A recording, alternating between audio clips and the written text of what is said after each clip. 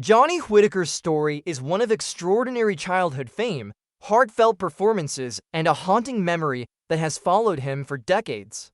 To this day, he steadfastly refuses to watch one particular episode of Family Affair, an episode that, for him, represents more than just scripted lines. It embodies the weight of childhood vulnerability, the pressures of stardom, and the pain of personal loss.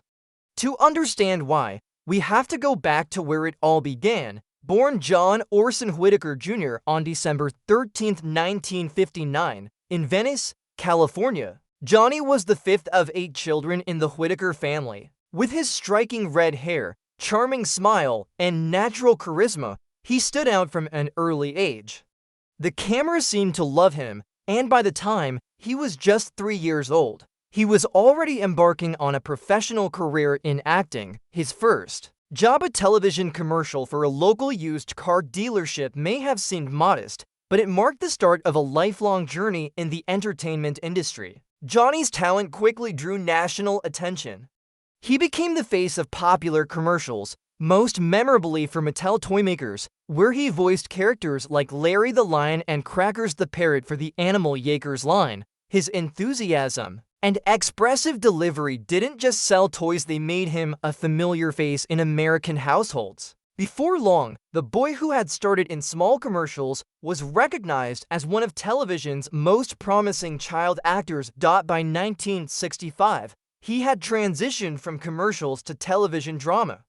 His role as young Scotty Baldwin on General Hospital introduced audiences to his emotional depth and ability to perform alongside seasoned adult actors. That same year, his big screen break arrived when he appeared in the Cold War comedy The Russians Are Coming. The Russians Are Coming.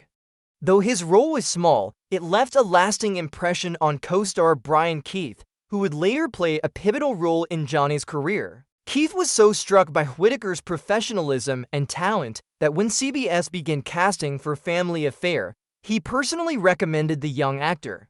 That recommendation changed everything. From 1966 to 1971, Family Affair became one of television's most beloved sitcoms, and Johnny's character, Jody Davis, was central to its charm. The series told the story of Uncle Bill Davis, a sophisticated bachelor suddenly thrust into parenthood, raising 3 orphan children with the help of his butler, Mr. French. Johnny played Jody alongside Anissa Jones as Buffy and Kathy Garver as Sissy. Originally, Jody and Buffy were not written as twins, but the producers were so captivated by the chemistry between Johnny and Anissa that they rewrote the roles to make them siblings. Audiences instantly fell in love with their on-screen bond, and Johnny's warmth, humor, and vulnerability made Jody one of the most endearing child characters of the era. Even during his time on Family Affair, Johnny continued to expand his range.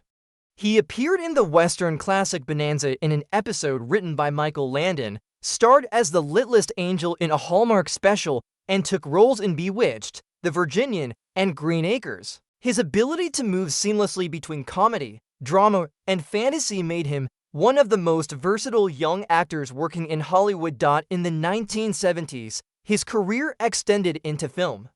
He starred in several Disney movies, including Snowball Express, The Biscuit Eater, and Napoleon and Samantha, where he shared the screen with a very young Jodie Foster. But his most iconic role of the decade came in 1973 when he portrayed Tom Sawyer in the musical adaptation of Mark Twain's classic novel.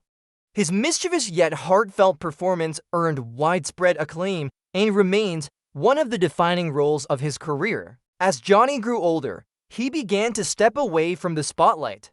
He explored other avenues, even working as a computer consultant for CBS and later managing talent at his sister's agency, Whitaker Entertainment. There, he represented other actors, including former child star Dana Plato from Different Strokes, understanding firsthand the challenges child actors often faced after fame. His contributions didn't go unnoticed. In 1999, he received the former Child Star Lifetime Achievement Award from the Young Artist Awards, honoring his legacy and resilience, though he returned occasionally to acting, including stage performances and cameo roles like his appearance in Amazon's reboot of Sigmund and the Sea Monsters, Johnny's career became more about balance, reflection, and understanding the journey he had traveled. But through it all, there remained one painful memory he refused to revisit.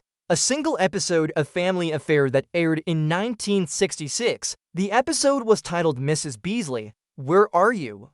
At first glance, it seemed like just another storyline centered around Buffy's beloved doll. But for Johnny, who was only 6 years old at the time, it cut far deeper. The episode dealt with the children's desperate attempts to hold on to something stable after the loss of their parents. For Johnny, acting out those scenes required him to tap into emotions he wasn't prepared to confront: fear, sadness, and overwhelming vulnerability. What audiences didn't know was that the tears they saw on screen weren't just acting. Johnny later admitted they were very real. The emotional weight of the script mirrored his own hidden anxieties as a child actor under immense pressure. Behind the scenes, filming the episode was exhausting. He and Anissa Jones had developed a sibling-like closeness, and the story forced them to grapple with themes of loss and insecurity that felt uncomfortably close to reality. In later years, Johnny explained why he refuses to watch that episode even today. For him, it is not just a piece of television history, it is a painful capsule of his own childhood. It reminds him of the emotional toll of stardom, the isolation behind Hollywood's smiles, and the fragility of being a child asked to shoulder adult-sized responsibilities. To rewatch it now, he says, would be like reopening an old wound. The loss of Anissa Jones in 1976 only deepened the episode's impact.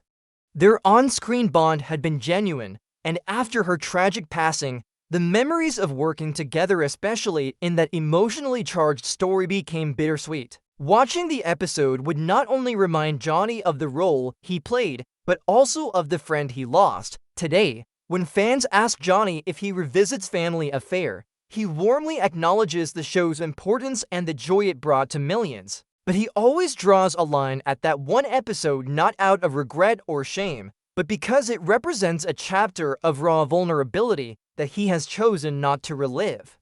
For Johnny, it is a matter of emotional self-preservation. His refusal is not weakness. In many ways, it is strength, a recognition of the deep complexities of childhood stardom and the scars it can leave. Johnny Whitaker's story, from his early commercials to his Disney films and beyond, is filled with accomplishments, resilience, and cherished memories. But it is also a reminder that behind every bright smile on screen, there can be private struggles we may never fully understand. For Johnny, the episode he will never watch stands as both a painful memory and a testament to the child he once was: talented, vulnerable, and forever shaped by the world of Hollywood. And perhaps that is why his story still resonates so strongly today.